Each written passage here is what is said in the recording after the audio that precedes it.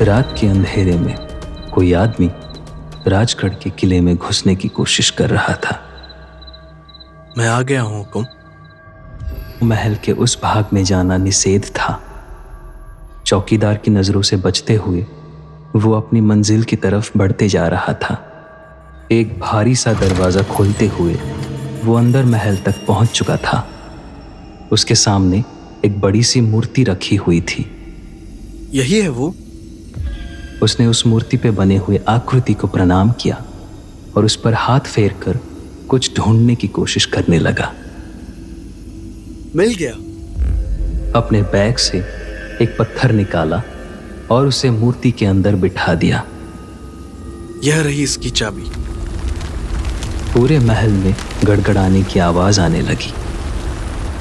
आसपास के स्तंभ हिलने लगे, उनसे धूल निकलकर झड़ने लगी। उसने किसी तरह अपने आप को बचाने की कोशिश की। कुछ देर में वो आवाज धीमी हो गई।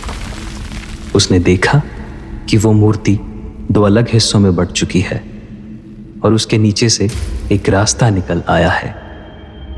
अंदर बहुत अंधेरा था। किसी तरह टॉर्च की रोशनी के सहारे लड़खड़ाते हुए वो उस तहखाने के अंदर पहुंच गया। तहखाने में चारों तरफ धूल मिट्टी बिखरी हुई थी।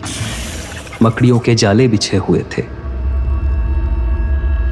फर्श पर उसने एक अग्निकुंड सजाया।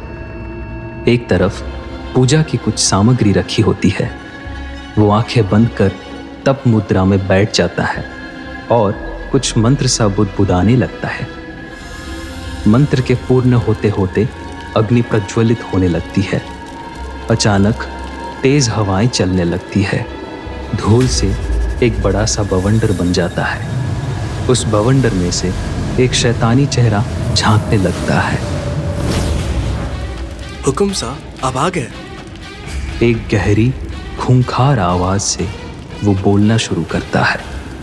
मैंने तुम्हें एक खास प्रयोजन से अपना गुलाम बनाया था। कहो, मुझे आजाद कब करोगे? माफ कीजिए हुकुम, लेकिन मैंने सारे उपाय करके देख लिए हैं। कुछ भी काम नहीं कर रहा। मुझे माफ कर दीजिए, मैं इनमें असफल रहा। मेरे क्रोध को और मत बढ़ाओ। अगर मैं जीवित रहता तो अपने तंत्र की सहायता से ये काम चुटकियों में कर लेता। और एक तुम हो जो कोई उपाय ही नहीं कर पा रहे।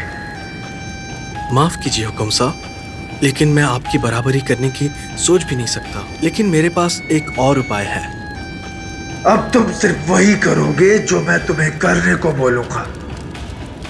तुम्हें राजकुमारी को यहाँ किले में लेकर आना होगा।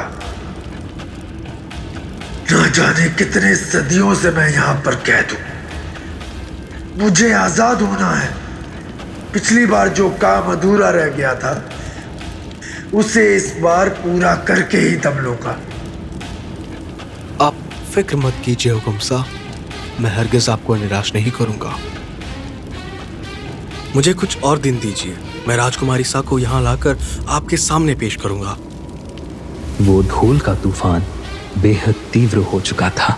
ठीक है, लेकिन अगर तुम इस कार्य में असफल हुए तो मैं तुम्हें ऐसी मृत्यु दूंगा जिसकी तुम कल्पना भी नहीं कर सकते।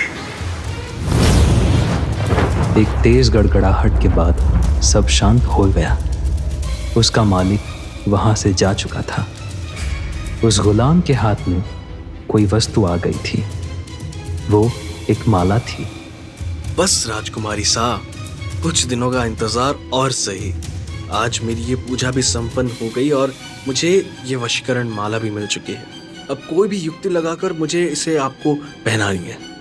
फिर कोई भी बंधन हो जो आपको हुकुम साहब के पास जाने से रोक रहा हो, वो सब अप्रभावित हो जाएंगे और आप पूर्णतः हुकुम साहब के वश में हो जाएंगी।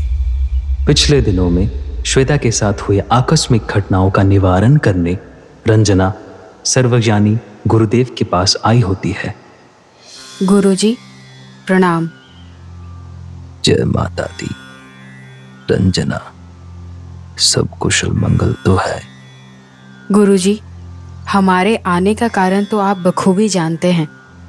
जानता हूँ, ये भी जानता हूं कि इस समय श्वेता के ऊपर एक खतरा मंडरा रहा है। वो रूह उसे अपनी तरफ खींचने का भरसक प्रयास कर रही है एवं उसने इस कार्य में सफल होने के लिए अपने कुछ मोहरों को भी भेजा है। रंजना ये सुनकर घबरा जाती है, उसकी आंखें भर आती है। गुरुदेव, आखिर वो लोग चाहते क्या है मेरी बेटी से? क्यों वो उसके ही पीछे पड़े हुए हैं? हमने ऐसा क्या पाप किया है जो हमारी श्वेता को वो साया इतना कष्ट दे रहा है? हम यह पता लगाने की पूरा प्रयास कर रहे हैं रंजना। क्या तुम श्वेता का जातक यहाँ लाई हो, जैसे कि मैंने तुम्हें बोला था? जी गुरुदेव, ये लीजिए। इससे हमें उसके भविष्य के बारे में कुछ जानकारी अवश्य मिल जाएगी। अब बचा उसका भूतकाल, तो वो तो हम खुद पता लगा ही लेंगे। गुरुदेव, आप कुछ उपाय कीजिए जिससे हमारी बच्ची इन सब से दूर रह सके। आप तो सुमर्थ हैं गुरुदेव। ऐसी परिस्थितियों में किस तरह जूझना है आप सब जानते हैं। हमारी बच्ची को इन विकट परिस्थितियों से बचाइए गुरुदेव। अपने आप को संभालो बेटा, मत भूलो श्वेता के जन्म पर हमने तुमसे क्या कहा था।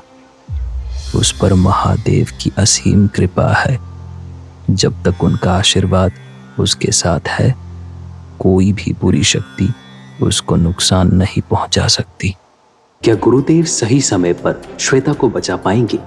उस रूह के प्रभाव से श्वेता के जीवन पर क्या असर पड़ेगा, जानने के लिए देखते रहिए सदियों का इंतजार।